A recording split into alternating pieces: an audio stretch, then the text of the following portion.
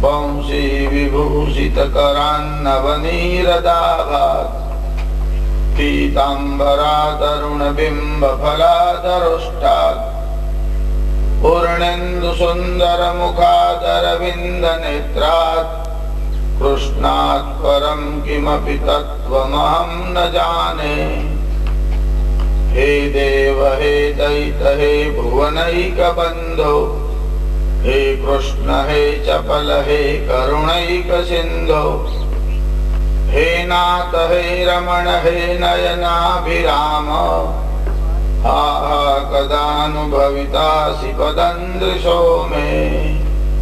श्री रामचंद्र भगवान की बाल कृष्ण लाल की भागवत भगवान की सुखदेव जी महाराज की नमः पार्वती पतये हर हर हर महादेव हर।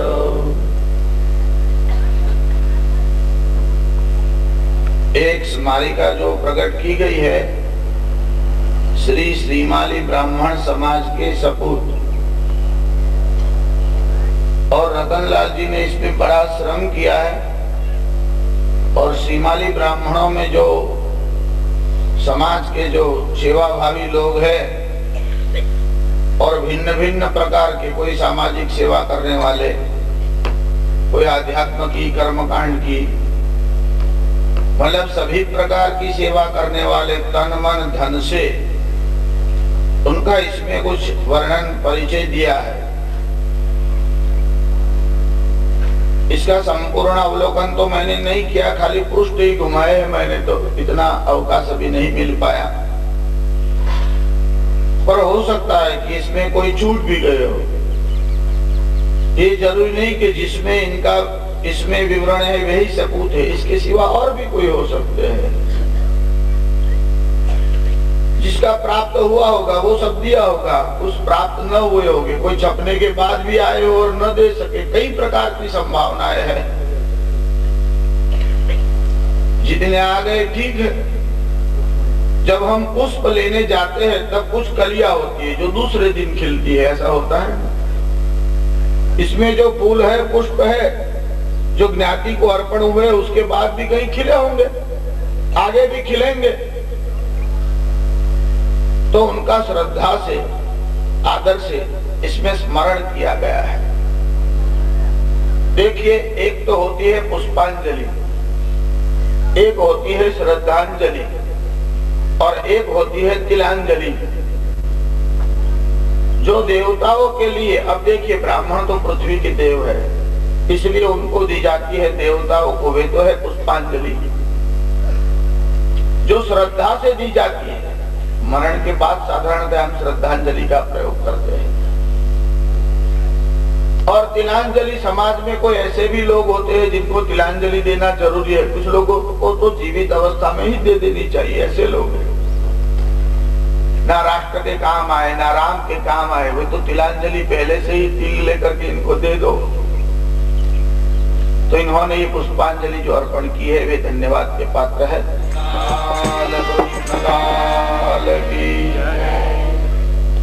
तो सब लोग फलाहार करके नहीं आए। गोवर्धन नाथ की जय, गिरिराज धरण की जय, धर्म की जय हो, अधर्म का नाश हो, प्राणियों में सद्भावना हो, विश्व का कल्याण हो, गो माता की जय हो, गंगे मैया की जय हो, गो हत्या बंद हो, गो हत्या बंद हो, भारत अखंड हो, भारत अखंड हो, सनातन धर्म की जय हो। नमः पार्वती पतये हर हर हर महादेव हर। गोवर्धन नाथ की महिमा का कल विचार किया। देखिए, जब गिरिराज को उठाना था तो भगवान श्री कृष्ण ने केवल बाएं हाथ की कनिष्ठिका से गिरिराज को उठा लिया। गोप बालकों के मन में विचार आया, हम भगवान के काम में सहायता करें। तो उन्होंने वे जो लाठी साथ में लाए थे वे गिरिराज के नीचे रख दी। जितने गोप बालक आए थे सभी ने वो लाठी ला करके गिरिराज के नीचे रख दी। देखिए, आप भगवत कार्य में, संस्कृति के कार्य में, राष्ट्र के कार्य में सहायता कर सकते हो, पर ये मत समझो कि तुम्हारे कारण ये समाज या राष्ट्र टिका हुआ है। देखिए, गोप बालकों ने जब लाठियां रखी और भगवान से कहा हम सहायता करें, भगवान ने कहा बिल्कुल करिए। कहा आप थक जाओगे, भगवान ने कहा बात सत्य है।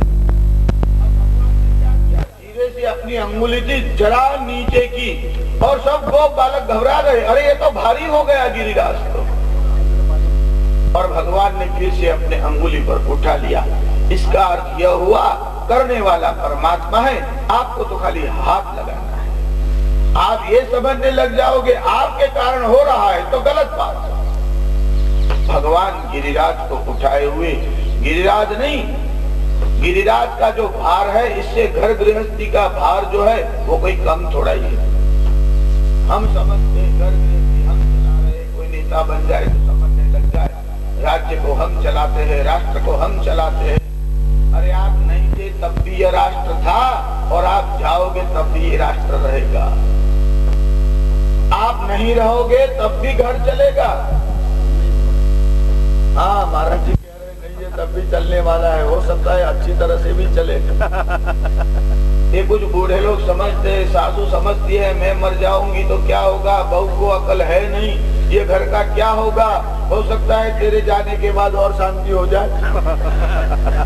देखो, बहुओं को नहीं बोलना है। हाँ, मैं यहाँ व्यासपीठ पर से भले ही बोल रहा हूँ। आप घर जाकर ऐसा मत कहना कि आपके जाने से शांति हो जाएगी, बाकी अशांति आरंभ हो जाएगी।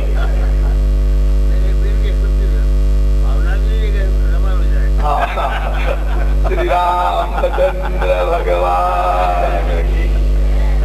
देखिए, हमारे महेश जी है वो अच्छी विद्वान है और भागवत का मूल पाठ कर रहे हैं और इन्होंने आपको आरंभ में एक सूचना दी थी, क्योंकि पूर्णाहुति के विषय में सभी लोगों के मन में जिज्ञासा थी क्या किया जाए, क्या किया जाए। तो उन्होंने जो कहा वो भागवत से सम्मत बात है। श्रीमद् भागवत जी के महात्म्य के 6ठे अध्याय के 60वें श्लोक को पढ़िए, 61 आगे पीछे के 3-4 सभी श्लोकों को आप पढ़ लीजिए। उसमें बहुत स्पष्ट शब्दों में आया है कि भागवत जी के अंत में दूसरे दिन अगर ये भागवत यज्ञ करवाने वाला विरक्त हो तो गीता का पाठ करे। मैं तो यहाँ सबको विरक्त देख रहा हूँ, यहाँ तो मुझे कोई सकाम दिखाई नहीं पड़ता, सब लोग आनंद से कर रहे। हाँ, भगवत कथा में अनुरक्त है, बाकी तो विरक्त ही है। अब हमारे परसोत्तम जी को भाई आप देख लीजिए, हम तो इनको देखते हैं तो भी प्रसन्न हो जाते हैं, बड़े विरक्त है। भगवत कथा में रस है, बाकी किसी में रस ही नहीं है, सब राम जी पर छोड़ रखा है उन्होंने। तो जब विरक्त हो, किसी प्रकार की आसक्ति ना हो, तो भगवत गीता का पाठ। हाँ, दशम स्कंद से भी पाठ हो सकता है, ये भी लिखा है इसमें। पायस से, मध से, घृत से, दशम स्कंद के हर एक श्लोक से। पर समय का अभाव हो, कभी द्रव्य का अभाव हो, कभी शक्ति का अभाव हो, तो शास्त्रकारों हमेशा ही विकल्प को बताया करते हैं। उन्होंने कहा है कि भागवत ये गायत्री का स्वरूप है, इसलिए गायत्री हवन करो तब भी चल सकता है। अगर ये भी न कर सको तो गायत्री का हवन कर लीजिए, यह न कर सको होमा शक्तौ, अर्थात होम में असक्त हो तो होम की सामग्री ब्राह्मणों को दान दे दीजिए। और अगर कोई त्रुटि रह जाए, क्योंकि देखिए जब बड़ा काम होता है तो कहीं कोई न कोई त्रुटि की संभावना रहती है, तो विष्णु सहस्त्र नाम का पाठ करे ताकि सभी दोषों का नाश हो जाए। या तो विष्णु सहस्त्र नाम का पाठ हो ही रहा है और 3 बार हम सब लोग विष्णवे नमः बोले, या अगर 400 लोग भी हो तो 1200 बार हो जाएगा एक ही समय में, सहस्त्र से भी अधिक हो गया। तो हम लोग अभी बोल देते हैं, सब लोग साथ में बोलेंगे 5 बार, विष्णवे नमः, विष्णवे नमः, विष्णवे नमः, विष्णवे नमः, विष्णवे नमः। देखिए भगवान शिव ने विश्वामित्र के माध्यम से और एक रहस्य को खोल दिया। या तो विष्णु सहस्त्र का जो पाठ है वो बहुत मूल्यवान और फलदायी है, पर जब राम जी की स्तुति लिखी विश्वामित्र ने, बुध कौशिक ऋषि बुध कौशिक, इसके विश्वामित्र ऋषि हैं और राम रक्षा में वे लिखते हैं कि श्री राम राम रामेति रमे रामे मनोरमे सहस्र नाम तत्तुल्यम राम नाम वरानने। हे देवी पार्वती, भगवान शिव कह रहे हैं कि सहस्र नाम तत्तुल्यम राम नाम वरानने, राम का नाम हे वरानने श्रेष्ठ है। देखिए शिव जी की राम नाम में प्रीति है, राम जी की शिव के नाम में प्रीति है। वस्तुतः राम कृष्ण शिव विष्णु, देखिए हमारे प्रधान देवता जो है वो 5 है। या तो परमात्मा एक ही है, पर इन पंचायतन देव की पूजा होती है। और शाणमत में छठा अग्नि भी है, इसमें रवि विनायक चंडी विष्णु देवो महेश्वर सूर्य गणेश देवी विष्णु और 5वें शिव। अगर आप शिव के भक्त हो तो शिव पंचायतन शिव को केंद्र में रखिए। इस प्रकार भिन्न भिन्न सुविधाएं हैं। तो गीता का पाठ जो है वो आपने कहा वो एकदम शास्त्र सम्मत बात है। गिरिराज का हम स्मरण कर रहे थे कि सभी गोप बालकों ने गिरिराज को उठाया। गोप बालकों ने क्या उठाया? भगवान ही उठाते हैं, भगवान सबको श्रेय देते हैं। देखिए भगवान ने गिरिराज को धारण किया, गिरिराज धारण की सबने जय की, और भगवान ने वहां वनस्पति का महिमा, जो वनस्पति की महिमा है वो बताया। गोप बालकों से कहा कि वनस्पति की पूजा करें। देखिए वनस्पति की उपेक्षा नहीं हो जानी चाहिए और अकारण वनस्पति को नहीं तोड़ना चाहिए। भगवान स्वमुख से वनस्पति के लाभ बता रहे हैं, क्योंकि जीवों में अध्यात्म का भाव सब में आए यह बाद में आता है। लौकिक लाभ लोगों को दिखाई पड़ते हैं, तो भगवान ने कहा देखिए परमात्मा तो सब में है, पर वनस्पति से भौतिक लाभ भी हो सकते हैं। और भगवान ने पूरा लिस्ट दे दिया। भगवान ने कहा पत्र पुष्प फल छाया मूल वल कल दारु भी। देखिए वनस्पति हमको पत्र देती है, मानी पर्ण। वनस्पति के पत्ते बहुत काम में आते हैं। अब नागवल्ली के जो है पर्ण, जैसे हम पूजा में उसका उपयोग करते हैं, मुखवास में भी उपयोग करते हैं। देखिए जो ब्रह्मचारी है, जिसका विवाह नहीं हुआ, उसको तांबूल नहीं देना चाहिए। आप किसी वस्तु का दान करते हो तो पुण्य के भागी होते हैं, पर 3 वस्तु का दान करने वाला नरक में जाता है। इन 3 वस्तु का दान नहीं होना चाहिए। यतीनाम कांचनं दत्वा, सन्यासी को सुवर्ण का दान करने वाला नरक में जाता है। तांबूलम ब्रह्मचारिणाम, ब्रह्मचारी को तांबूल देने वाला, पान खिलाने वाला नरक का अधिकारी होता है। और तेनानाम अभयं दत्वा, जो चोर को अभय दान देते, छोड़ दो कोई बात नहीं, वे भी नरक में जाता है। चोर को अभय दान का, उसको तो पकड़ कर ऐसी थप्पड़ मारो, दूसरी बार चोरी करने का साहस। सन्यासी को सुवर्ण का दान, ब्रह्मचारी को तांबूल का दान और चोर को अभय दान। सदा का नरकम व्रजे, ये 3 दाता होते हुए भी नरक के अधिकारी। देखिए पान में गुण तो बहुत है, केवल एक ही दुर्गुण है, कामाग्नि संदीपनम, काम को बढ़ाने वाला है, विषय वासना को बढ़ाने वाला है। इसलिए गृहस्थी भोजन के बाद तांबूल खाए तो आपत्ति नहीं, पर वह तांबूल भी कैसा होना चाहिए? ये जो आप जर्दा डालते हो ना, वो तो ग्राह्य नहीं। और खाना भी कैसे चाहिए? मूलाग्रे वर्धते बधिरताम, उसका मूल काट देना चाहिए। बाकी श्रवण शक्ति जो है वो कम होती है, बहरे जल्दी होते हैं। अग्रे दृग्नुष्यति, आगे का भाग नहीं काटोगे तो नंबर जल्दी आ जाएंगे। सिरातु बुद्धिनाशीनी, इसमें जो सिराएं होती है ना, नसें, उसको धीरे से ऊपर से काट लेना चाहिए। विष मूर्ति का नाश कर ऐसा पान हो, उसमें सुधा मानी चूना लगाया जाए, काथा लगाया जाए। पूगी फलम महत दिव्यम, इसमें सोपारी आप पूजा में बोलती हो। पूगी फलम महत दिव्यम नागवल्ली तलेजुतम एलादि चूर्ण संयुक्तम, एलची का चूर्ण डालिए, लवंग डालिए, कर्पूर डालिए। जो भक्ष्य वस्तु है वही, और वह भी गरिष्ठ भोजन के बाद, और 2 टाइम तो अधिक से अधिक, वो भी भगवान को बीड़ा अर्पण करते हैं, उसके बाद प्रसाद रूप में खा सकते हैं। बाकी कुछ लोगों को तो ऐसी आदत साथ में रखते, कथा में जाए, यात्रा में जाए, 10-15 मिनट हो, एक पान निकाला, एक पान निकाला। अभी तो हम लोग कथा में गए तो आगे कोई 2 सीमा बैठे थे, तो बुढ़िया ने 2 पान निकाले, एक दाएं जानू पर रखा, दूसरा बाएं जानू पर रखा, और वहीं चूना लगाने लग गई। मेरे मन में विचार आया, 2 रखे हैं शायद, एक मेरे लिए बनाया। बोला नहीं मैंने, मन में ऐसा विचार किया, 2 है तो मेरे लिए बनाया होगा। काथा डाला, धीरे धीरे सुपारी कतर कतर करके डाली। वो देर लगाती थी, मुझे रस ज्यादा आ रहा था, जल्दी करे तो अच्छा है। अब मन में विचार आ गया कि अपने लिए। फिर उसने सब वो जो डालना था मसाला वगैरह डाल करके एलची लविंग और पान का बराबर बीड़ा बनाया और अपने मुंह में ठूस दिया। मेरे मन में पहले ले लिया होगा, बाद में हमें मिलेगा, थोड़ी धीरज रखते हैं। उसने तो दूसरा बीड़ा लगा करके दाई और एक बाई और एक दाई और एक दूसरी बाजू में बैठी थी कोई और, कॉइन सिक्के लेके बैठी थी, वो रुपये एक एक अध्याय पूरा होता था तो एक एक सिक्का 30 और रखती थी। मेरे मन में क्या हुआ, दशम स्कंद में 90 अध्याय है, आज 90 रुपये दक्षिणा में आ जाए।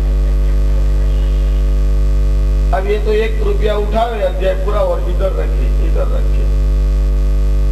फिर डोसी माँ को जरा सुस्ती आती, तो वहां सहारा लेकर के बैठी थी, थोड़ी नींद ले ली।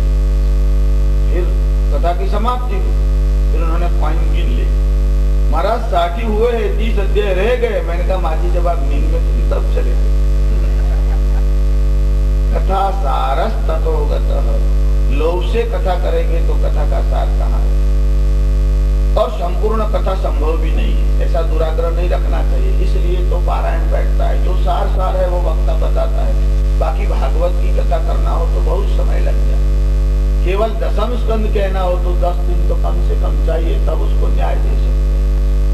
इसलिए जो सारभूत वस्तु है, देखिए मम कर्ण रसायनम, यह कथा रसायन का काम करती है।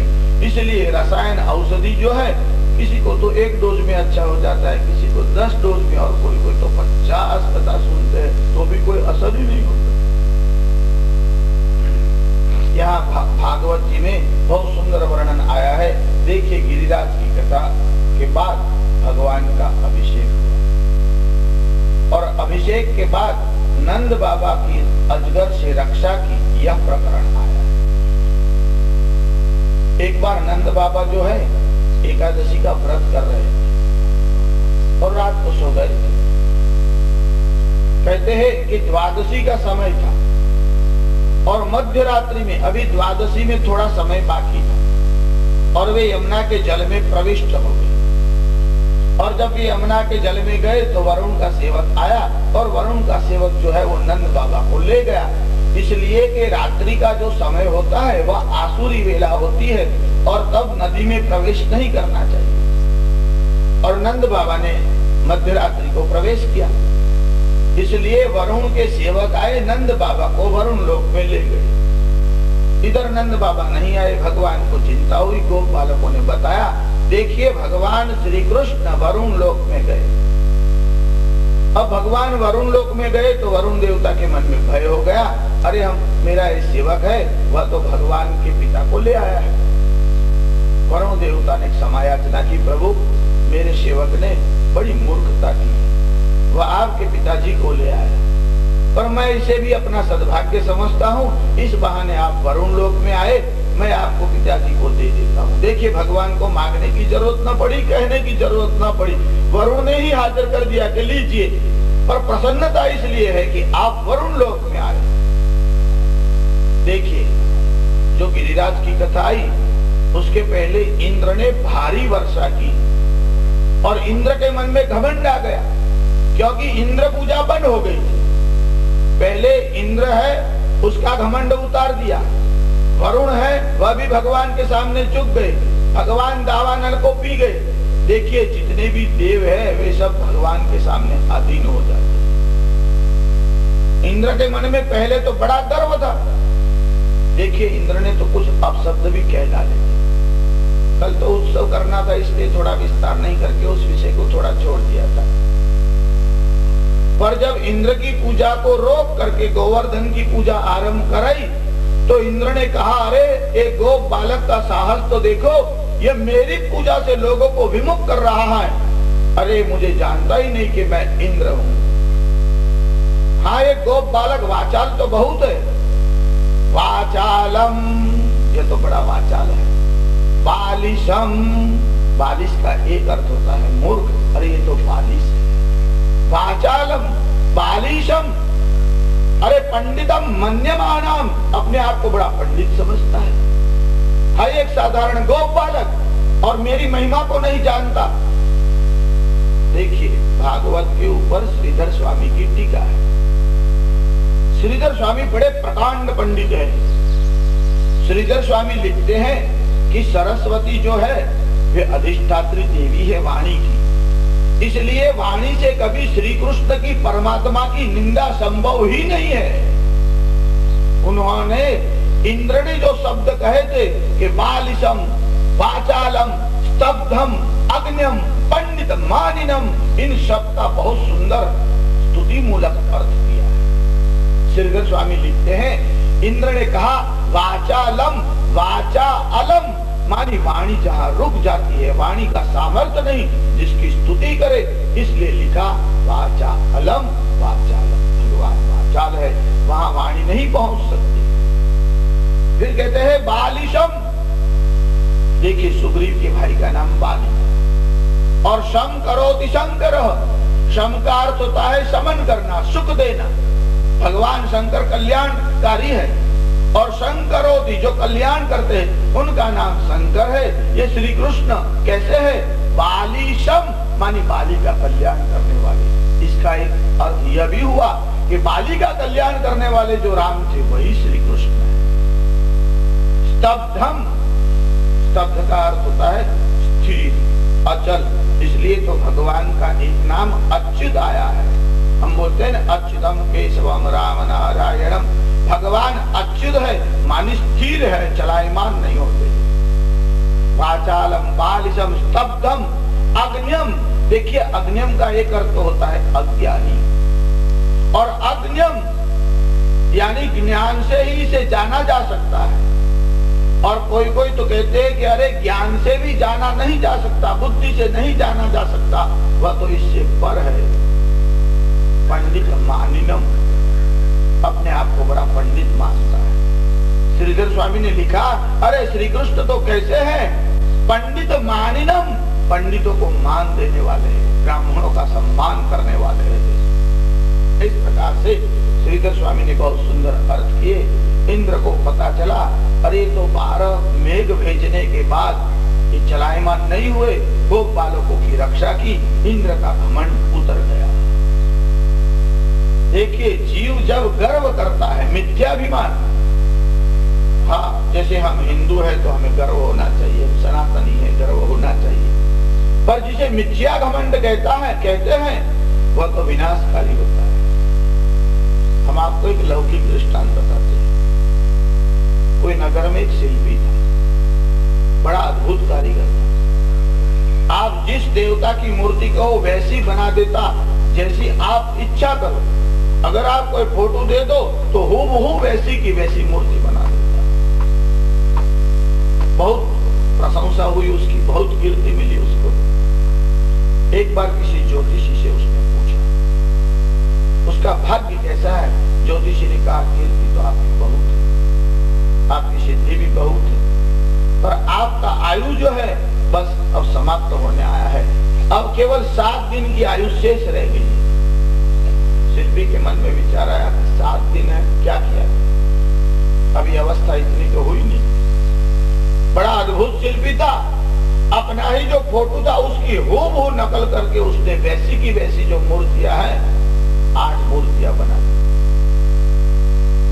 और 4 मूर्ति यहाँ रखी, 4 मूर्ति इधर, बीच में वह खुद सो गया। ऐसी मूर्ति यमराज भी ना पहचान सके। 7 दिन हो गए, यमराज के दूत आए और ये मूर्ति वहां उसने रख दी और खुद बीच में सो गए। अब यम के दूत आए, देखने लगे कि 9 शिल्पी हैं। यमराज ने कहा है शिल्पी को ले जाओ, एड्रेस यही है, नगर यही है, दिन यही है, समय तो होने ही आया है और यहाँ तो 9 शिल्पी है, किसको लाना है? वापस आ गए। यमराज को कहा थोड़ा समय रह गया है, हम तो पहचान न पाए, किसको ले आए? यमराज ने कहा ब्रह्मा से फरियाद करनी पड़ेगी, विधाता वे हूबहू हम शकल नहीं बनाते। अरे जुड़वे भाई को शायद आप न पहचान सको, उसकी माँ तो पहचान ही जाती है, कुछ भेद तो रहता ही है। तो ब्रह्मा से कहा कि तेरी रचना में कहीं कोई गड़बड़ तो नहीं हुई? ब्रह्मा ने कहा ऐसी बात नहीं है, आपको पहचानना नहीं है, मैं भेद बता देता हूँ। ब्रह्मा ने कहा मैं जरा आपको धीरे से कान में बता देता हूँ। ब्रह्मा ने कर्णपुरों में वो मंत्र बता दिया जिससे भेद पहचाना कर सके। और यम के दूत फिर वापस आ गए और जैसा ही ब्रह्मा ने कहा था, पहले तो वे शिल्पी जहां सोए थे उसने परिक्रमा की और 3 परिक्रमा करते ही 4थी परिक्रमा करने ही वाले थे कि एक यमदूत 4 में से बोल उठा, एक गलती पकड़ में आ गई। और वो जो शिल्पी सोया था उसने पूछा क्या गलती है? कहा यही कि तू बोला और बाकी सब नहीं बोल रहे। इतना घमंड अपनी विद्या पर, गलती हो ही नहीं सकती, बताओ क्या गलती है? और गलती मिल गई। अगर आपके पास विद्या हो, धन हो, रूप हो, इतना घमंड मत रखो, मेरी गलती हो ही नहीं सकती। अरे ब्रह्मा की भी हो सकती है। शिल्पी ने इतना ही कहा क्या गलती है और फौरन यमदूतों ने पकड़ लिया। अहंकार ही मार सकता है और कोई मार नहीं। इंद्र के मन में गर्व हुआ, इंद्र के गर्व का हनन हुआ। वरुण देवता के तो प्रश्न ही नहीं आए, वे तो सामने ही गए और कहा प्रभु आपके पिता को ले जाइए। देखिए नंद बाबा ने एक अपराध किया कि आसुरी वेला में जल में प्रवेश नहीं करना चाहिए और नंद बाबा ने किया। भागवतकार लिखते हैं, देखिए वल्लभाचार्य ने सुबोधिनी जी टीका लिखी है, उसमें बहुत सुंदर समाधान किया है। वैष्णव मत के अनुसार द्वादशी में आधा मुहूर्त बाकी हो तो द्वादशी में जो पारणा किए जाते हैं उसकी पूर्व तैयारी कर सकते हैं। यह लॉ का पता वरुण के सेवकों को नहीं था। देखिए ट्रैफिक के कोई रूल होते हैं, पर वे जो ट्रैफिक पर खड़ा है उस पुलिस को भी तो इसका ज्ञान होना चाहिए। अगर आप गलत रास्ते से गाड़ी ले जा रहे हो, जहां बनवे और आप गाड़ी घुसा देते हो तो गलती होती। देखिए यह नियम साधारण वाहनों के लिए है। कहीं आग लगी है और आग बुझाने के लिए जो बम्बा लेकर के जाते हैं पानी का और वो कहीं भी घुस जाए, ट्रैफिक के नियम उनके लिए नहीं है। जब समाज में आग लगी होती है तो उस आग को बुझाने के लिए जब नंद बाबा और श्री कृष्ण इतना श्रम कर रहे तो साधारण व्यक्तियों के नियम उनको लागू नहीं होते। और द्वादशी में आधा मुहूर्त बाकी हो ऐसा एक अपवाद भी है। संपूर्ण नियमों का ज्ञान वरुण के सेवकों को भी नहीं था, इसलिए वरुण ने अपने सेवकों को उलाहना दी और नंद बाबा को दे दिया और नंद बाबा को लेकर के श्री कृष्ण आए। देखिए नंद बाबा के मन में बड़ा प्रेम था श्री कृष्ण के प्रति। यह जो प्रेम है वह तो भक्ति में बदल गया। क्यों? आज नंद बाबा ने देख लिया, अरे जिसे हम बड़े बड़े देव मानते हैं, जैसे इंद्र है, वरुण है, वे तो मेरे बालक की पूजा कर रहे हैं। अरे वरुण जैसा देव तो इसे देखकर कांप रहा है।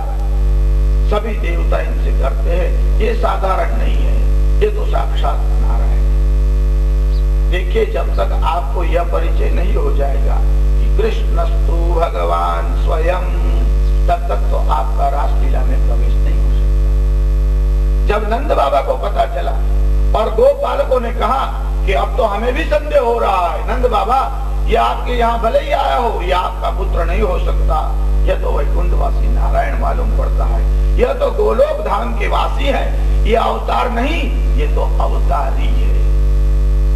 नंद बाबा ने कहा मुझे भी अब तो संदेह होने लग गया है, लोगों ने कहा हमको तो बड़े पहले से हो गया था, क्योंकि इसने कई बार सकट तोड़ किया, जो सकट का संहार किया, तृणाहार का संहार किया, कई राक्षसों को मारे इतनी बाल्यावस्था में। गिरिराज को उठाया तब तो हमें संदेह हो गया, अब तो हमारा संदेह विश्वास में बदल गया है, ये आपके पुत्र नहीं हो सकते। एक दो बालक ने कहा मुझे तो रंग रूप से ही संदेह हो रहा था, नंद बाबा गोरे, यशोदा जी गोरी और ये काला। देखिए हमारे यहाँ बहुत संत हुए, महाराष्ट्र में एक संत हुए, उन्होंने लिखा भगवान काले क्यों। उन्होंने कहा भगवान इसलिए काले हैं कि आपके हृदय में जो तमोगुण है उनका रंग काला है। जब आप भगवान की भक्ति करते हैं तो आपके दोष को भगवान खींच लेते, तो भगवान काले हो जाते हैं। देखिए इसलिए भगवान का एक नाम भक्त वत्सल है। देखिए वत्सल शब्द कैसे आया है, आपका किसी के पर बहुत प्रेम हो इसे कहते हैं वात्सल्य। और वत्स शब्द संस्कृत में आया है बछड़ों के लिए। गाय जब बछड़े को जन्म देती है तब आप उस बछड़े को देखो तो शरीर पर इतना मवाद मैल लगा हुआ होता है, और जैसे ही बछड़ा बाहर आता है प्रेम के कारण गाय इसे चाटने लग जाती है, और चाटते चाटते ऐसी सफाई करती है एकदम सफेद सस की तरह, बगुले की पात की तरह वह बछड़ा इतना सफेद दिखाई पड़ता है। देखिए बछड़ा जो छोटा होता है बहुत सुंदर दिखता है, और थोड़ा थोड़ा हिलने लगता है, पहले तो उठता है गिर जाता है, उठता है गिर जाता है, थोड़ा इधर उधर चलने लग जाए बहुत सुंदर लगता है, जैसे मृग का बच्चा हो आपको स्पर्श करने की इच्छा होती है। यह गंदगी कहाँ गई, गाय चाहिए। जीवों के मल और पाप को भगवान चाहिए, यही तो भगवान की भक्त वत्सलता है, और इसीलिए भगवान काले हैं। देखिए राधिका जी ने भी एक बार कहा प्रभु आप तो काले हैं। भगवान ने कहा मैं काला नहीं होता तो तुझे कौन पूछता, अब मैं काला इसलिए हुआ हूं कि तेरी महिमा बढ़ जाए। लोग कहे अरे देखिए राधिका जी कितनी प्यारी कितनी सुंदर लग रही है, अरे तेरी महिमा बढ़ाने के लिए तो मैं सब कुछ कर सकता हूँ, काला नहीं हो सकता। देखिए दुर्योधन जो था जब भगवान गए थे वहां विष्टि के लिए, दुर्योधन ने कहा अब आप कहते हैं विष्टि कराने आए हैं वो सब ठीक है, पर आपके पिता कौन है, नंद है वसुदेव है, अभी तो निर्णय नहीं हो पाया, और तुम्हारा रंग काला है, नंद बाबा गोरे है। टीकाकारों ने लिखा भगवान ने दृष्टि से दुर्योधन को समझा दिया मैं काला नहीं काल हूं, और जो काल है वह तो काला ही दिखाई पड़ता है, इससे तो लोगों को भय होना ही है। भगवान सबको अलग अलग जवाब देते। यशोदा ने कहा अरे हम गोरे हैं तू काला क्यों है। भगवान ने कहा तेरी गलती है, मेरा जन्म हुआ अंधेरा ही अंधेरा था और तू सोई पड़ी थी, और मैं वहां अंधेरे के अंदर करवट बदल रहा था, पूरा मेरे शरीर में लग गया, मैं काला हो गया। अब देखिए भगवान जो भी चाहे जवाब दे दे। भगवान का रंग श्याम है, आप ये मत समझना कि कोयले की तरह है, भगवान नीले आकाश की तरह है। मैंने विश्व स्तुति में आपको बताया था कि भगवान का वर्ण कैसा है, त्रिभुवन कमनम तमाल वर्णम, तमाल वर्णम bluish like a Tamal tree. भगवान का वर्ण तमाल वृक्ष के जैसा है। वरुण लोक से नंद बाबा को लेकर के आए, सबके मन में अब तो निर्णय हो गया यह कोई साधारण नहीं साक्षात नारायण है। देखिए जब आपको यह पता चले भागवत भगवान की जय। हर हर हर महादेव हर। दशम स्कंद के 29, 30, 31, 32 और 33 इन 5 अध्यायों में रास पंचाध्यायी है। देखिए भागवत जी में खगोल पंचाध्यायी है, भागवत जी में रास पंचाध्यायी है। ये रास पंचाध्यायी जो है जहाँ भगवान ने रास लीला की उसका वर्णन आया है, और 31वां अध्याय यहाँ तो रास पंचाध्यायी के अंतर्गत ही है पर उसका नाम गोपी गीत है। देखिए भगवान ने रास लीला रास क्रीड़ा का आरंभ किया। रामावतार में भगवान एकदम मर्यादा का पालन करते थे, अरे किसी अन्य दृष्टि की तरह भगवान का चित्त ही नहीं गया। तुलसीदास ने तो बहुत सुंदर वर्णन लिखा है कि जब वाटिका में, जहां विश्वामित्र के पास धनुष यज्ञ में राम और लक्ष्मण गए थे और भगवान वहां वाटिका में गए और वहां सीता जी पुष्प लेने आई थी और राम जी ने सीता जी की ओर देखा और सीता जी ने राम जी को देखते ही अपने नेत्र बंद कर लिए। जब सीता जी ने अपने नेत्र बंद कर लिए, देखिए सीता जी के नेत्र द्वार है, उसमें से भगवान के दर्शन हुए। भगवान के मंदिर में प्रतिमा सामने होती है और आप भगवान का दर्शन करते हो, फिर आंख बंद करते हो। आंख क्यों बंद करते हो? कि भगवान के जिस स्वरूप का दर्शन किया है उसका आप हृदय में ध्यान करते हो। सीता जी ने राम जी को देखा और अपने नेत्र बंद कर लिए। राम जी के जिस स्वरूप को उन्होंने हृदय में बसा लिया, अब ये नेत्र के द्वार बंद कर लिए। एक अर्थ में तो राम जी को अपने हृदय में कहते। अब राम जी कह रहे हैं, क्योंकि राम जी के मन में विचार आया कि मैंने सीता को देखा। वस्तुतः रघुवंशियों का स्वभाव कैसा है कि मन कुपंथ पग धरहु न कबो। उनका जो मन है वह कभी स्त्रियों की ओर जाता ही नहीं। पर सीता जी की और राम जी की दृष्टि गई। क्यों? अरे सीता जी तो लक्ष्मी है और राम विष्णु है। लक्ष्मी के सिवा वे और किसी को देखते ही नहीं।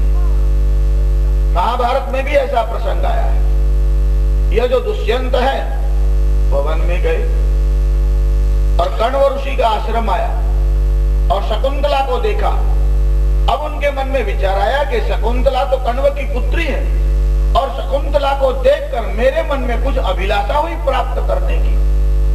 अरे क्षत्रिय राजा ब्राह्मण की कन्या की तरह कभी इस दृष्टि से देखते ही नहीं, पर मेरा चित्त गया। इसका कारण क्या है? मेरा अंतःकरण ऐसी प्रमाण साक्षी देता है कि ब्राह्मण की कन्या के प्रति कभी मेरा मनसाभिलाष हो ही नहीं सकता। इसलिए या तो एक कण्व की पुत्री नहीं होगी, और बात भी ऐसी, वह तो विश्वामित्र और मेनका की कन्या थी। कण्व तो पालक पिता थे। देखिए अपने अंतःकरण पर इतना विश्वास कि ब्राह्मण की कन्या को हम पाप दृष्टि से नहीं देखते। आजकल तो ब्राह्मण की कन्या के साथ कोई भी विवाह करता है और ब्राह्मण की कन्या कहीं भी विवाह कर डालती है। जो अंतरजाति लग्न होते हैं उसके दुष्परिणामों का हमको ज्ञान नहीं। यह भी एक बड़ा सब्जेक्ट है, अभी मैं इस विषय में नहीं जा रहा।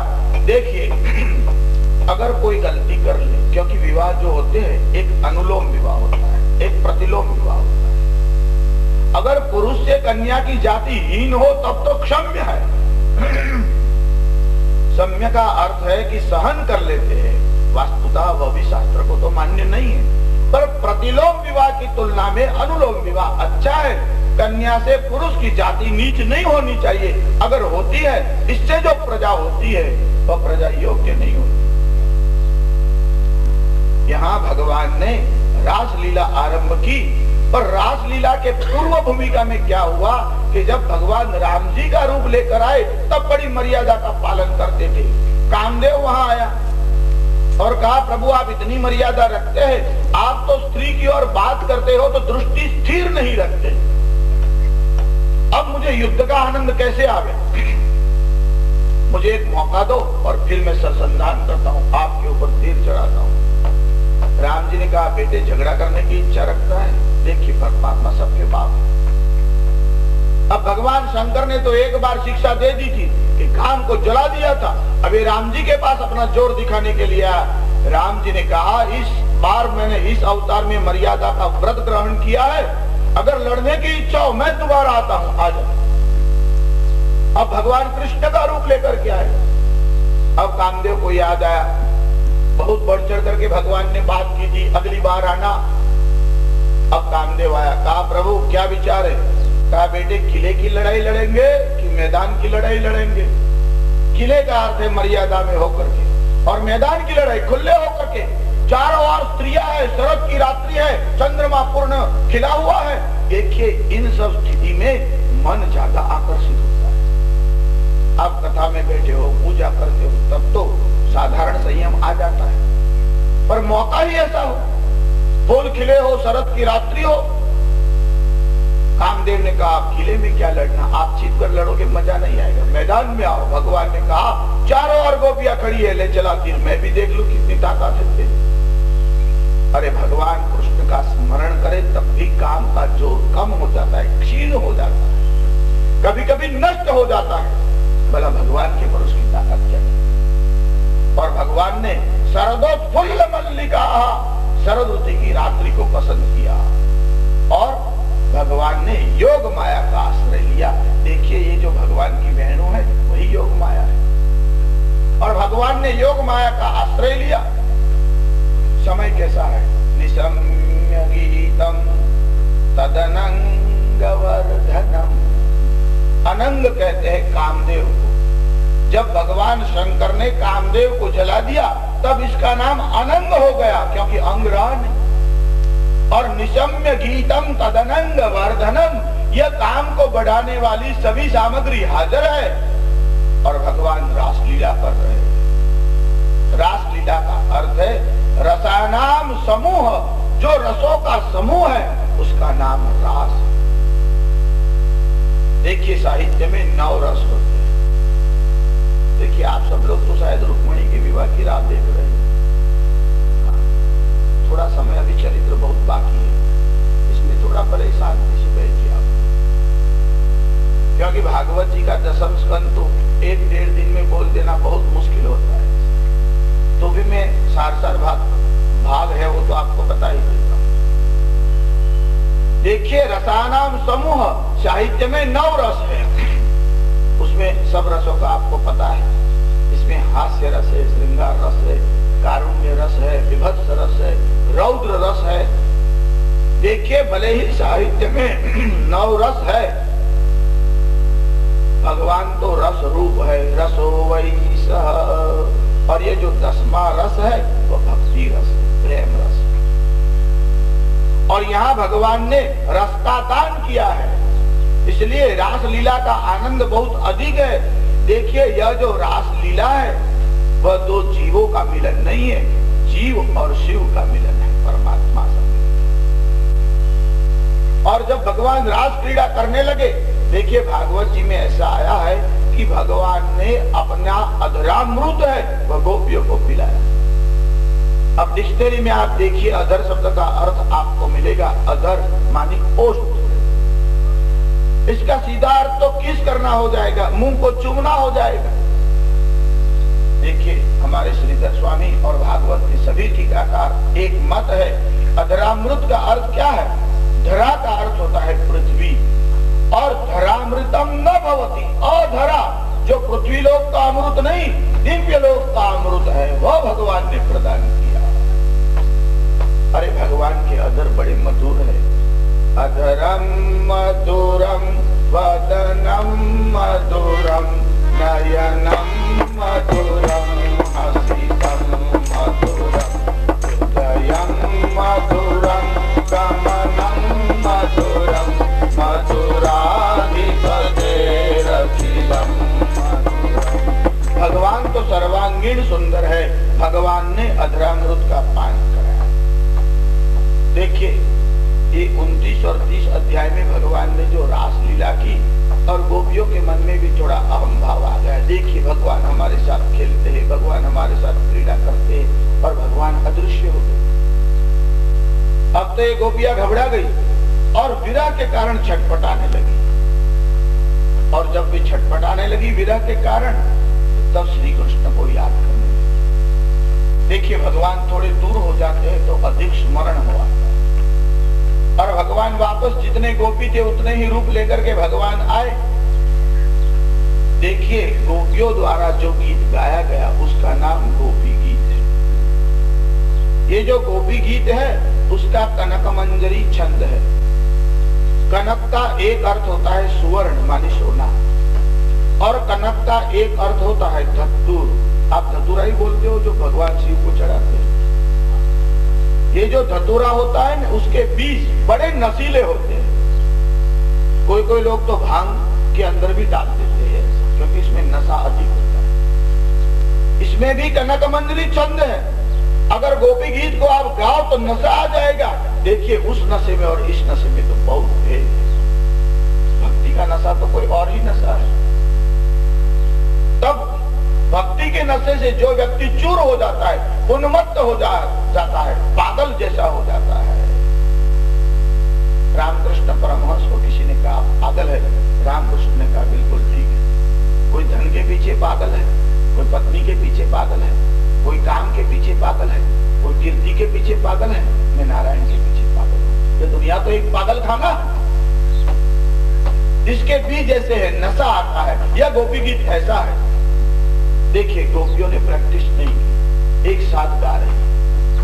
स्टेज पर किसी को बुलाओ, 3 व्यक्ति को और कहो गाओ, आगे पीछे हो जाए, तालमेल भी मुश्किल से रहेगा, कहीं थोड़ी बहुत तो मात्रा में अंतर फर्क आ जाएगा। अगर स्टेज पर जाना हो तो पहले से प्रैक्टिस करनी पड़ती है। गोपियों ने कोई प्रैक्टिस नहीं की, तो भी एक साथ गा रही है। इसका कारण क्या है? देखिए जब आग लगे तो जितने लोग घर में हैं सबके सब एक साथ चीख पड़ते हैं, आग आग। किसी को प्रैक्टिस कराई थी क्या? जब भय होता है तो लोग एक साथ चीखते हैं। इसी प्रकार जब प्रेम और भक्ति से हृदय पिघलने लगता है, एक साथ एक स्वर में गोपियां बोलने लगी। गोप्या पुचुः, बहुवचन का प्रयोग किया। क्या कहती है गोपी?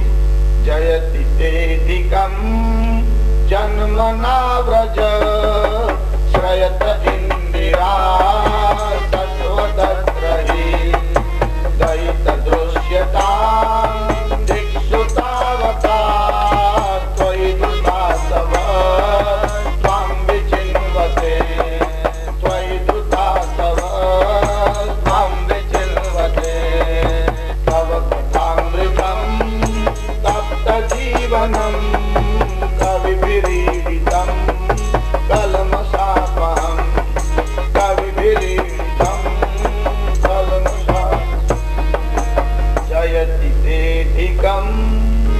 भगवान जयति तेधिकं, यह ब्रज का जय हुआ। जयति तेधिकं जन्मना ब्रज। देखिए जब से आप ब्रज में आए यह ब्रज का जय जयकार हो गया। देखिए ये जो पहला ही सूत्र गोपी बोली है, इसमें स्वदेश प्रेम छलक रहा है। कैसे?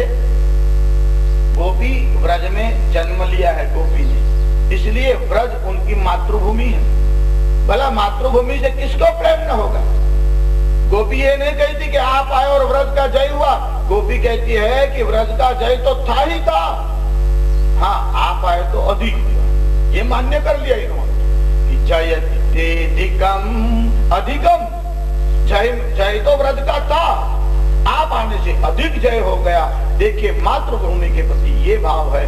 भगवान आए तब तो और भी आनंद आ जाता है, पर इसमें यह एक बात जोड़ दी कि आपके आने से अधिक आनंद हुआ कि जयति तेधिकं जन्मना व्रज श्रयत इंदिरा शश्वदत्रहि। आप आए, इंदिरा माने लक्ष्मी। लक्ष्मी के कई नाम हैं। इंदिरा लोक माता माँ क्षीरोदत्तनया रमा। इंदिरा लक्ष्मी का एक नाम है, अमरकोश में भी आया है। तो इंदिरा माने लक्ष्मी, शश्वदत्रहि। जब से आप आए लक्ष्मी जी मानो ब्रज में आकर बस गई।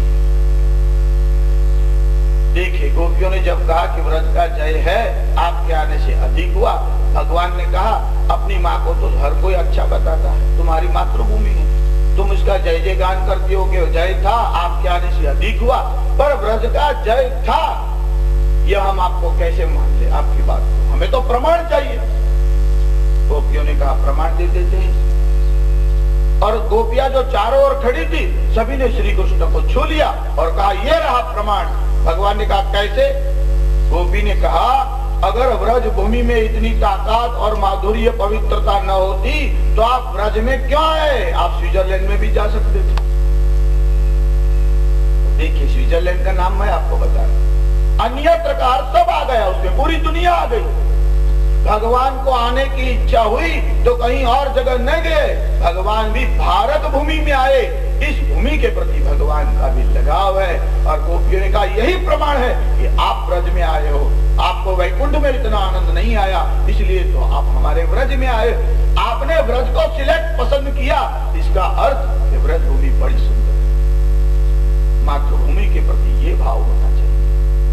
पहले ही सूत्र में बता दिया गोपी ने, जयति तेधिकम जन्मना व्रज श्रयत इंदिरा शश्वतत्रहि दयित दृश्यताम दिक्षु तावका त्वयि धृता सवस्त्वां विचिन्वते। त्वयि धृता सव, त्वयि यानी तुझ में, धृत माने धर रखे, धारण करे। असु कहते हैं प्राण को। गोपियों ने कहा हमारे जो प्राण है वह तो हमने तुझ में ही धारण कर रखे हैं। देखिए परमात्मा के वियोग में गोपियां जब छटपटाने लगी और भगवान ने कहा तुम बहुत प्रेम करती हो, गोपियों ने कहा वो तो करती है। भगवान ने कहा अगर ऐसी बात थी तो जब मैं अदृश्य हो गया तो मेरे विरह में तुम्हारे प्राण क्यों निकल ना गए। गोपी ने कहा वो तो हम सेफ डिपोजिट वॉल्ट में रख चुके थे, वहां कोई चोरी करे तो धन ले जा सकता है। हमारे प्राण तो आपके अंदर ही है। अब भला जब हमारे प्राण आपके भीतर है, यमराज आपके हृदय में घुस नहीं सकता, इसलिए तो हम जीवित। आपकी कथा का अमृत कैसा है? तव कथामृतम तप्त जीवनम, जिसका हृदय तप्त हो जाता है, दुखी हो जाता है, पीड़ित होता है। देखिए कभी कभी मन में व्यग्रता बढ़ जाती है, उद्वेग बढ़ जाता है, और इतना मन उद्विग्न हो जाता है जब बहुत बेचैनी हो जाती है, आप दीप जला करके श्री कृष्ण शरणम मम, श्री कृष्ण शरणम मम, श्री कृष्ण शरणम मम, जय श्री कृष्ण शरणम मम, श्री कृष्ण शरणम मम, श्री कृष्ण शरणम मम।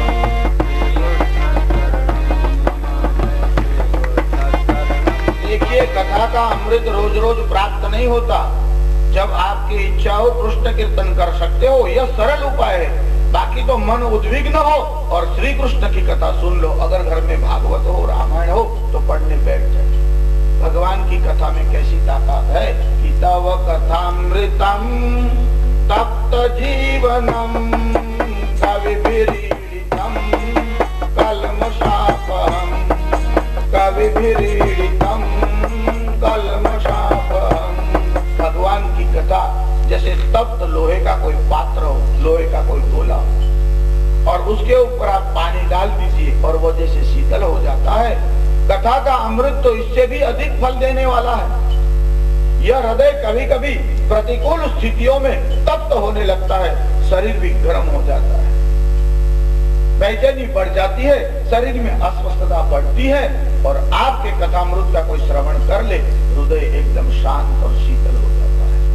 शीतल और शांति आपके गुणानुवाद में है। देखिए गोपी गीत तो बड़ा सुंदर है, स्वतंत्र विषय है।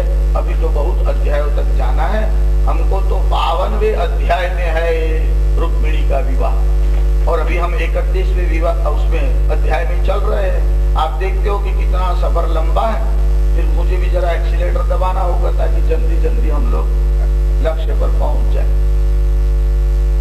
देखिए रासलीला हुई, रासलीला में सबका प्रवेश नहीं है, अधिकारियों का प्रवेश है। जो श्रुति है वह गोपी का रूप लेकर के आए, वे जो ऋषि है वे गोपी का रूप लेकर के आए, और रासलीला हुई, जीव और शिव का मिलन हुआ। देखिए भगवान का गोपी के साथ मिलन हुआ।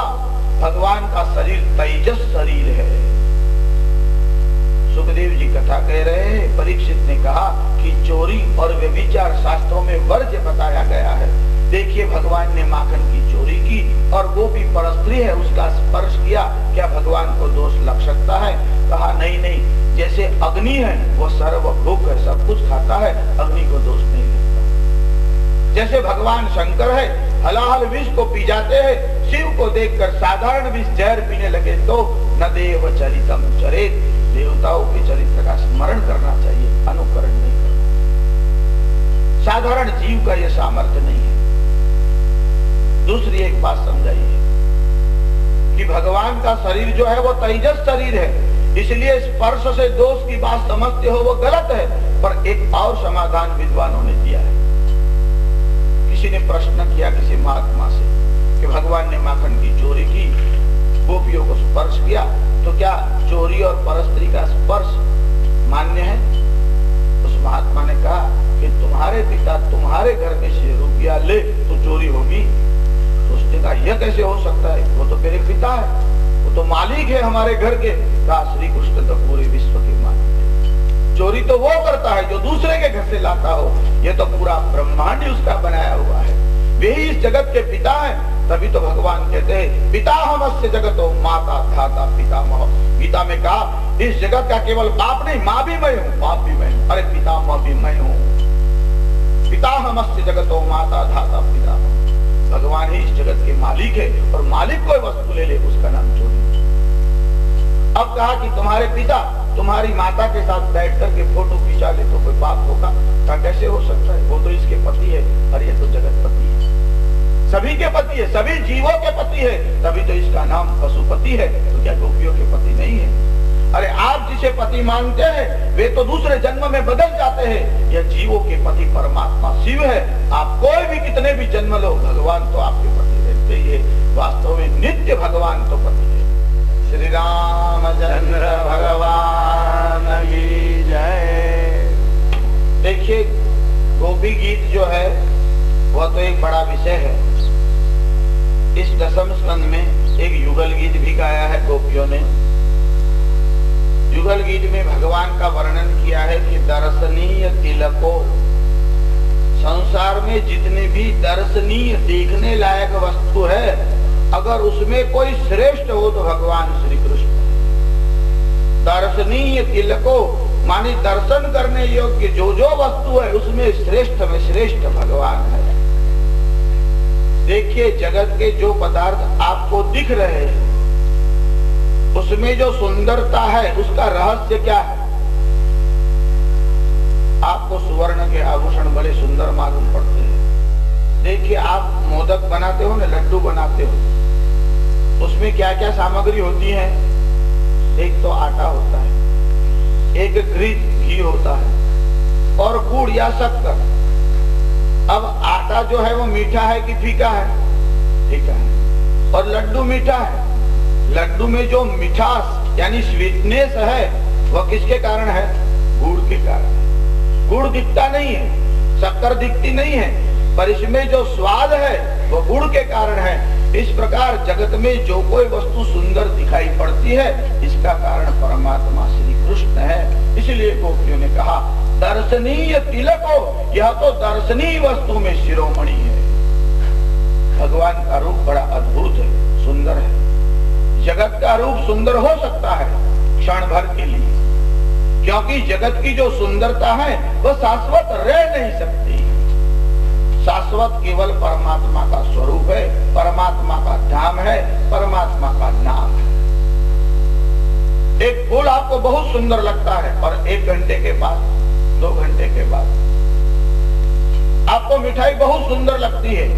8-10 दिन हो जाए तो आपको कड़ी बड़ी स्वादिष्ट लगे, 2-4 दिन के बाद उसमें भी गंध आने लगती है। जगत की हर एक वस्तु ऐसी है जिसमें थोड़ा समय जाए उसका सौंदर्य धीरे धीरे कम होता है।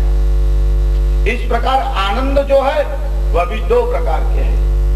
एक साधन जन्य आनंद जो साधन के कारण आ रहा है, और एक साधना जन्य आनंद।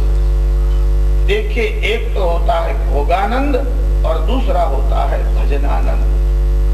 भोगानंद धीरे धीरे क्षीण होता है और भजनानंद धीरे धीरे वृद्धि को प्राप्त होता है।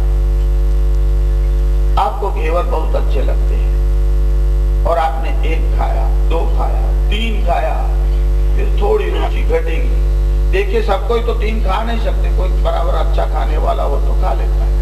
फिर कोई आग्रह करे और आपको कहे और चौथा दे दे तो आप चीख पड़ते हो ना। और हमारे ब्राह्मणों के यहाँ तो यह नियम भी है कि नाना कहे तब भी समझना अभी लेने की इच्छा है, ओम दद्यात् करे तो भी समझना अभी इच्छा है। ओम दद्यात होमम दद्यात करे तब भी रखो। ओम दद्यात होम दद्यात दद्यात तर्जनी ताड़ने तर्जनी से कहे ना ना ना वो भी चाहिए। दद्यात पंचांगुले भी 5 अंगुली से कहे ना ना ना ना तब भी समझना अभी इसको इच्छा है। तो बोले कब तक देना चाहिए, इसकी कोई अवधि तो होगी कि नहीं। कहते हैं कि दोनों हाथ पातल पर रख करके न दद्यात नहीं चाहिए, शिव गर्जने शिव के जैसी गर्जना करके कहे ना तब समझना कि अब जो है वो। ब्राह्मणों का भोजन तो ऐसे ही होता है। देखिए भोजन कितना भी करो पातल में शीश नहीं देना। अन्न का अपघात दुरुपयोग नहीं होना चाहिए। खाने को आप जितना भी चाहो मुंह से कितना भी जाए पर नाक से एक दाना जाता है तो कितनी तकलीफ होने लग जाती है। इस प्रकार भगवान को भोग लगाने के बाद दुरुपयोग न हो, पड़ा रहे ऐसा नहीं। कई लोग तो भोग लगाते हैं फिर वो भोग लगाने से पहले हमारे यहाँ कृमि कीटक गोग्रास सबका ध्यान रखा गया। अब हर एक आदमी एक एक लड्डू निकालने लगे और 1000 भोजन हो तो 1000 लड्डू नहीं, उसकी भी एक मात्रा होती है। उसकी मात्रा भी शास्त्रकारों देखिए शास्त्रकारों ने हर एक विषय में ध्यान रखा है। अन्न का दुर्व्यय भी ना हो और साधारण से साधारण जीवों का भी ध्यान रखा है। यही तो शास्त्रकारों की विशेषता है। तो आनंद जो है 2 प्रकार के होते हैं, एक भोगानंद एक भजनानंद। देखिए भोगानंद धीरे धीरे घटता है और भजनानंद धीरे धीरे बढ़ता है। आनंद जो है अब स्थूल रूप से इसके विभाग करके आपको बताते हैं। एक तो होता है सेक्सुअल हैप्पीनेस माने काम सुख, इंद्रियों का सुख, उसे कहते हैं सेंसुअल हैप्पीनेस या सेक्सुअल हैप्पीनेस, इंद्रिय सुख का आनंद। यह सभी जीव ले सकते हैं। यह सुकर से लेकर कुकर सभी लोग ले सकते हैं शरीर के सुख का आनंद, क्योंकि मनुष्य ही प्रजनन नहीं करता, ये प्राणी भी प्रजनन करते हैं। काम का सुख प्राणी भी ले सकता है। इससे ऊपर का एक सुख है, उसे कहते हैं बौद्धिक आनंद, इंटेलेक्चुअल हैप्पीनेस। यह मनुष्य ले सकता है, दूसरे प्राणी नहीं। कोई अच्छा जोक सुना दो आप, कोई अच्छा सूत्र सुना दो, तो हमारी यहाँ कहावत है ना, भैंस के आगे बीन बाजे भैंस बड़ी टकराए। अगर अच्छा सूत्र, अच्छा कोई श्लोक, कोई जोक, कोई विनोद सुन ले मनुष्य तो इसका बौद्धिक आनंद ले सकता है। गधे नहीं ले सकते, भैंस नहीं ले सकते। तो इंटेलेक्चुअल हैप्पीनेस ये मनुष्य ले सकता है। उसके ऊपर का भी एक सुख है। यह जो सुख है न काम सुख है न बुद्धि का है, यह तो बुद्धि और मन से परे है और इसे कहते हैं इटर्नल हैप्पीनेस, अनंत सुख। यह कोई साधक शिव के साथ जब तन्मय हो जाए या भक्ति रस में एकदम सराबोर हो जाए और तब जो आनंद प्राप्त होता है जिसे ब्रह्मानंद कहते हैं, वह इटर्नल हैप्पीनेस है, अनंत सुख है। रास लीला में गोपी और कृष्ण का जो मिलन है, देखिए भागवत जी में ही स्पष्ट शब्दों में आया है कि श्री कृष्ण गृहीत मानसा, भगवान ने गोपियों के शरीर को नहीं, भगवान के चित्त को, मन को अपनी ओर खींच लिया है। यह जीव और शिव का मिलन है, इसीलिए तो रास लीला का इतना महत्व है। फिर युगल गीत का वर्णन आया है। अब जो है कंस ने अपने मंत्रियों को बुलाया, क्योंकि देवर्षि नारद ने कंस को उकसाया। ये आकाशवाणी की बात सत्य हो गई है। मुझे तो लगता है यह वहां जो नंद के गोकुल में उपद्रव हो रहे हैं वही कर रहे हैं। तो क्या किया जाए? ब्राह्मणों को बुलाया, कहा ऐसा कोई यज्ञ करो जिससे शत्रुओं का नाश हो। ब्राह्मणों ने कहा ऐसा यज्ञ हो सकता है, शत्रु का नाश हो, इसका अनुष्ठान करो 5 दिन तक। अगर उसमें व्यवधान हो जाएगा तो यजमान का नाश हो जाएगा। कंस ने एक यज्ञ का आयोजन किया। अब नंद बाबा को बुलाएंगे तो राम मतलब बलराम और कृष्ण दोनों आ जाएंगे और फिर अपने जो मल्ल है उनके द्वारा उनका वध करवा देंगे। देखिए योजनाबद्ध षड्यंत्र किया है, यज्ञ नहीं। यह तो बलराम और कृष्ण को मारने का षड्यंत्र है। आपको आश्चर्य होगा, यह तो यज्ञ को विष्णु का रूप माना गया है। अरे यज्ञ ही विष्णु है, इतनी यज्ञ की महिमा है, फिर भी बलि के यज्ञ को भगवान ने ध्वंस किया। दक्ष के यज्ञ को ध्वंस किया। कंस का यज्ञ हो रहा है और कंस का विनाश हुआ। इन सब का कारण क्या है? आप यज्ञ करो, इसके पीछे आपका हेतु शुभ होना चाहिए। यज्ञ जो है वो समग्र विश्व के कल्याण के लिए होता है। देखिए, यज्ञाद भवति पर्जन्य, यज्ञ के कारण वर्षा होगी तो यज्ञ करने वाले का कल्याण होगा कि सभी जीवों का होगा। पर्जन्याद अन्न संभव, यज्ञ का अर्थ ही होता है विश्व के कल्याण के लिए किए जाने वाले कर्म, उसका नाम यज्ञ है। वह यज्ञ के मोटे तौर पर दो भेद है, एक यज्ञ है, दूसरे महायज्ञ है। जिससे विश्व का कल्याण हो उसका नाम यज्ञ है, और जिसमें परमार्थ की सिद्धि हो उसे महायज्ञ कहते हैं। उन यज्ञों में भी श्रौत यज्ञ और सुमार्त यज्ञ दो प्रकार के यज्ञ होते। यहाँ कंस को कहा गया कि तू यज्ञ कर और नंद बाबा को बुलावा भेज। अब देखिए, कंस के मन में विचार आया कि अगर नंद बाबा और बलराम श्री कृष्ण को लाना हो तो क्या किया जाए। देखिए, निमंत्रण देंगे नंद को, आ जाएंगे बलराम श्री कृष्ण, पर बलराम और कृष्ण को और नंद को जिसके ऊपर विश्वास हो ऐसे व्यक्ति को भेजेंगे तो काम इजी हो जाएगा। देखिए, कंस बड़ा चतुर है, कुटिल है, पर बुद्धिमान तो है। कंस धूर्त है, कंस मूर्ख नहीं है। कंस ने ऐसा योजनाबद्ध काम किया कि अक्रूर और नंद में बड़ा स्नेह है, इसलिए अक्रूर जी को बुलाया। देखिए, केवल बुलाया नहीं, कितना प्रेम दिखाया है कंस ने। अक्रूर जी जब आए तो अक्रूर जी का हाथ अपने हाथ में लेकर के बड़ा प्रेम दिखाते हुए कहा, अरे अक्रूर जी, मेरे सभी कार्य आपके कारण तो होते हैं, आपका मुझ पर बड़ा स्नेह है। देखिए, यह सेकंड हैंड की जो कला है वह कंस को भी आती है। अक्रूर जी का हाथ अपने हाथ में लिया, बहुत स्पष्ट लिखा है भागवत जी में, किसी से काम निकाल लेना हो तो आप बराबर सेकंड हैंड करिए, इतना हाथ हिलाइए जैसे आपके हृदय में बड़ा प्रेम है। कल ही कोई पत्रकार आए थे, वे पूछ रहे थे कि सेकंड में लाभ विशेष होता है कि प्रणाम में। अब भागवत जी में तो आया ही है कि कंस भी सेकंड का काम जानता था, असुर भी ये काम किया करते थे। हाँ, प्रणाम भी कभी कभी करते थे वो, पर प्रणाम की महिमा विशेष। अभी इस विषय को विषय नहीं बनाना है, पर अक्रूर जी के हाथ को अपने हाथ में लेकर के कंस ने कहा कि आप नंद बाबा के व्रज में जाइए और इनको यज्ञ का निमंत्रण दो। अक्रूर जी अपने घर गए, रात को नींद नहीं आई अक्रूर जी। देखिए, आपने सत्यनारायण की कथा पढ़ी, उसमें वो कठियारा की एक बात आई, उसके मन में उत्साह हो गया कि मुझे भगवान सत्यनारायण का व्रत करना है, पूजन करना है। इतना हर्ष हो रहा था कि रात्रौ निद्रा न लब्धवा, कब प्रातः काल हो, कब हो भगवान का पूजन करो। हम भी तो कल की रात थे, सभी ब्राह्मणों का मिलन हो जाएगा, कितना आनंद होगा, यह सोच रहे हैं ना। इसके मन में भी बड़ा हर्ष हो रहा था भगवान की पूजा करने की। अक्रूर जी के मन में विचार आया, कंस की मनोवृत्ति ठीक नहीं है, पर कम से कम इस बहाने नंद से मिलना हो जाएगा, श्री कृष्ण के दर्शन हो जाएगा। या तो भगवान अक्रूर जी को भी काका बोलते हैं, पर भगवान बड़े सरल है, अक्रूर जी का सम्मान करते हैं। अक्रूर जी के हृदय में इतना प्रेम और आनंद उभर आया कि कल मुझे भगवान श्री कृष्ण के दर्शन। यहाँ क्या हुआ, भगवान ने केसी दैत्य का वध किया, वो घोड़े का रूप लेकर के गया था।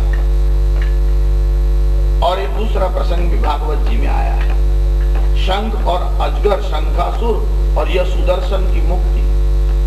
अब कथाएं फिर याद कर लेता हूँ, छोड़ दूं, फिर सोचता हूँ कि नाना जरा बता दूं, एक दो सूत्र बता दूं, इसलिए तो विवाह को थोड़ा पीछे हटा दिया। देखिए, नंद बाबा को निगलने के लिए अजगर आया, रात्रि का समय था, वो बालक टूट पड़े अजगर के पर, नहीं मरा। वहां जो कंडे जल रहे थे और लकड़ियां जो जलती थी, ला करके वे अजगर को मारने लगे और ये नंद बाबा को निगलता ही जा रहा था, नहीं मार सके अजगर को, असहाय हो गए। अब श्री कृष्ण की आ गई, श्री कृष्ण होते तो इस संकट से उबार लेते।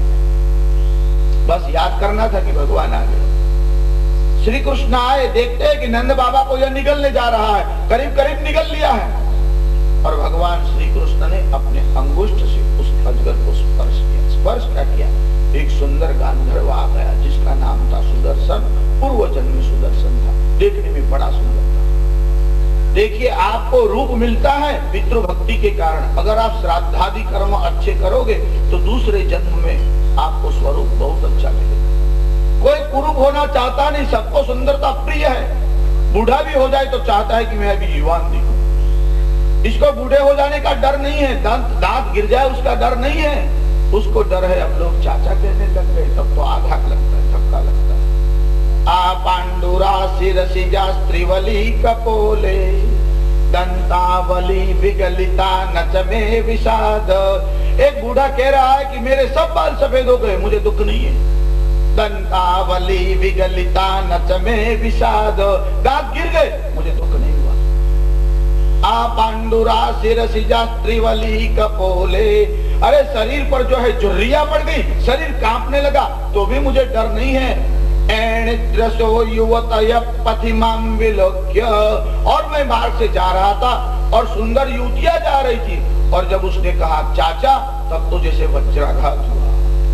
हर एक व्यक्ति चाहता है युवान रहे, युवान रहे, कोई बूढ़ा होना चाहता है।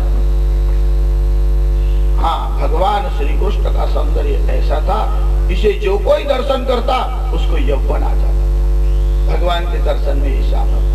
भगवान का दर्शन करते रहिए, काम करते रहिए, देखिए आपको स्फूर्ति मिलती है कि नहीं। नंद बाबा को जब अजगर निगल रहा था, भगवान ने स्पर्श किया। सुदर्शन जो है वो बाहर एकदम सुंदर रूप वाला था, गांधर्व, उसको अंगिरा नाम के ऋषि ने शाप दिया। कारण ये था, बड़ा रूपवान था, और ये जो ऋषि हैं उनका वर्ण श्याम था, उनका रूप उतना सुंदर नहीं था। ऋषि को देखकर हंसने लगा, ठट्टा मजाक करने लगा। ऋषि ने कहा, अरे तुम देह धर्म को देख रहे हो, तुम मनुष्य होने के लायक नहीं, गांधर्व योनि के लायक नहीं, तुम तो सरीसृप योनि में जाओगे, अजगर बनकर के जाओगे। अब सुदर्शन को बड़ा दुख हुआ, कहा क्षमा करे, मैंने आपका अपराध किया है। तो ऋषि ने कहा, जब श्री कृष्ण आएंगे अवतार लेकर के और श्री कृष्ण का स्पर्श होगा तभी तेरा कल्याण। कैसा भी पापी हो, कैसा भी घमंडी हो, कैसा भी अपराध करने वाला हो, ईश स्पर्श हो जाए, भगवान की कथा सुने, भगवान का नाम स्मरण करे। अरे भगवान के भक्तों का भी जो भक्त बन जाता है वह भी पाप से मुक्त हो जाता है। सुदर्शन जो है उसका उद्धार किया। फिर शंखासुर है, उसका भी उद्धार किया। देखिए, शंखासुर है, प्रलंबासुर है, धेनुकासुर है, इन सब का वध बलराम जी ने किया। अब अक्रूर जी है, वह नंद बाबा के व्रज में गए और श्री कृष्ण का स्मरण करते करते अक्रूर जी गए। सायंकाल का समय हो रहा था। जैसे ही व्रज बाबा, नंद बाबा के व्रज में प्रवेश किया तो गोपियां गोदोहन के लिए बैठी थी, और अक्रूर जी का प्रवेश हुआ। वे देख रहे हैं अपनी आंखों से कि गोपियां कोई भी काम करती है तो भी श्री कृष्ण का स्मरण करती है। देखिए, आप क्रिया कोई भी करिए, हाथ से, हृदय से भगवान का स्मरण करिए तो वह कोई भी कार्य होगा, भक्ति हो जाए। आप समाज की सेवा भी करते हो मगर भगवत स्मरण करिए। अगर भगवत स्मरण न करोगे तो अहंकार बढ़ेगा। कुछ लोग यही समझते हैं कि बस समाज की सेवा ही भगवान की सेवा है। ये गलत बात है। जन सेवा ही प्रभु सेवा, यह एकदम गलत सूत्र है। जन सेवा भी प्रभु सेवा है। हनुमान जी ने जो सेवा की और साधारण समाज सेवक जो कर रहा है उसमें बहुत अंतर है। हनुमान जी सीता की खोज के लिए गए, सीता को क्षण भर के लिए भक्ति माना, और हनुमान जी है जब सीता की खोज के लिए, भक्ति की खोज के लिए गए और सुरसा आई और हनुमान जी को कहा, मुझे भूख लगी है, खाना दो। किसी भूखे को अन्न देना समाज की सेवा है। हनुमान जी ने कहा, ये समाज की सेवा है, आपको भूख लगी है, अन्न चाहिए, अरे मुझे खा जाओ, आपत्ति नहीं है, पर कब? राम काज करि फिर मैं आवौ, सीता कई सुधि प्रभु ही सुनावौ, तब तब बदन पैठ्यो आई, सत्य कहम मोहि जानत माई, जीवन भर पाठ करते हैं, राम काज करे फिर में आओ, राम काज, और राम का समझते नहीं, बस समाज सेवा कोई सब कुछ समझ लेते हैं। बिना राम के जो समाज की सेवा करेंगे उनको पुण्य मिलेगा, स्वर्ग मिलेगा, राम नहीं मिल सकता। स्वर्ग हमारा अंतिम लक्ष्य नहीं है, समाज की सेवा करनी ही चाहिए। जो नास्तिक है, आजकल कम्युनिस्ट लोग समाज की सेवा को मानते, परमात्मा को नहीं मानते। कार्ल मार्क्स का जो चिंतन है बहुत सुंदर है। अभी मैं कार्ल मार्क्स के सिद्धांत को आपको कहां बताऊंगा। जिन्होंने कैपिटलिज्म मानी पूंजीवाद, सोशलिज्म मानी समाजवाद, समाजवाद, साम्यवाद, पूंजीवाद, हमारे यहाँ भारतीय ऋषियों ने जो माना है उसका नाम वैदिक सोशलिज्म व वैदिक समाजवाद है। यस्य श्रमः तस्य एव संपत्ति इति साम्यवादस्य सिद्धान्तः। श्रम श्रमिकस्य, श्रम तो मजदूर करता है, और संपत्ति स्वामिनस्य, संपत्ति का मालिक स्वामी होता है। इति पूंजीवादस्य सिद्धान्तः।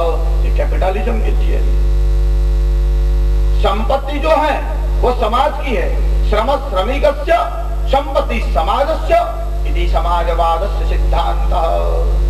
हमारे यहाँ वैदिक ऋषियों ने कहा संपत्ति सर्वेश्वरस्य, संपत्ति का कोई मालिक नहीं, समाज भी नहीं, क्योंकि जो समाज है उसमें जो लोग बैठे हो सकता है उनके भीतर भी लोभ हो, उनकी भी कहीं त्रुटियां हो। इसलिए भगवान ने आपको संपत्ति दी है। आप यह मत समझिए कि आप संपत्ति के मालिक हैं, आप केवल ट्रस्टी है। इसलिए ट्रस्टी जैसे संपत्ति को खा नहीं सकता, इस प्रकार हमारी संपत्ति राम और राष्ट्र के लिए है। बिना राम के राष्ट्र और समाज का विचार होगा तो अहंकार पुष्ट होगा, इहलोक में तो कीर्ति मिलेगी, परलोक बिगड़ जाएगा। इसलिए जो जन सेवा को ही प्रभु सेवा मानता है उसको समाज में कीर्ति लब्ध होगी, पुण्य लब्ध होगा, परमात्मा की लब्धि नहीं। यहाँ बहुत सुंदर विषय है, आगे भी हम थोड़ा विषय आपको बताएंगे जैसे अवकाश रहेगा। पर कहते हैं कि भगवान जो है उनको मिलने की इच्छा से अक्रूर जी गए और क्या देख रहे हैं कि गोपियां गोदोहन के लिए बैठी हैं। काम क्या करती है? गाय धोने का। मुंह से क्या करती है? भगवान नाम स्मरण। गोदोहना बैसला गोपदारा।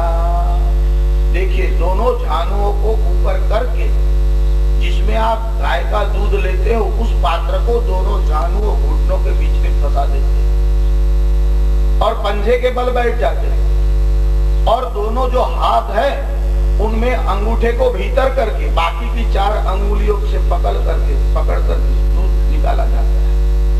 उसमें थोड़ा अभ्यास चाहिए, अगर अभ्यास न होगा तो दूध कम आएगा, और कभी कभी गाय जो है दूध खींच लेती है, नहीं भी देती। ये गोपियां बराबर उस स्थिति में बैठ गई।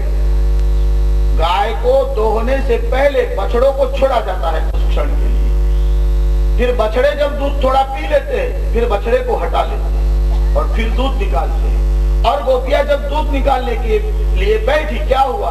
गोदोहना बैसला गोपदारा पात्रांतरे बाजति क्षीर धारा। और वे दूध की धारा जो है वो पात्र के साथ टकराने लगी, उसमें से ध्वनि आया। वे ध्वनि कैसा था? श्री कृष्ण गोविंद हरे मुरारे, हे नाथ नारायण वासुदेव, हे नाथ नारायण वासुदेव। जब वे दूध निकालने लगी उनके हाथों में जो चूड़ी पहने हुई थी उनका भी खनकार होने लगा। उनके हाथ की चूड़ियों का जो खनकार हुआ उसमें से भी ध्वनि तो यही आता था कि गोविंद दामोदर माधवेति। देखिए गोपियां गृह कार्य करती थी या तो दधी बेचने जाती थी, पर भगवान नाम स्मरण करती थी। विक्रेतु कामा किल गोप कन्या, मुरारी पादार्पित वृत्ति, दध्यादिकं मो अवसाद भोजन, गोविंद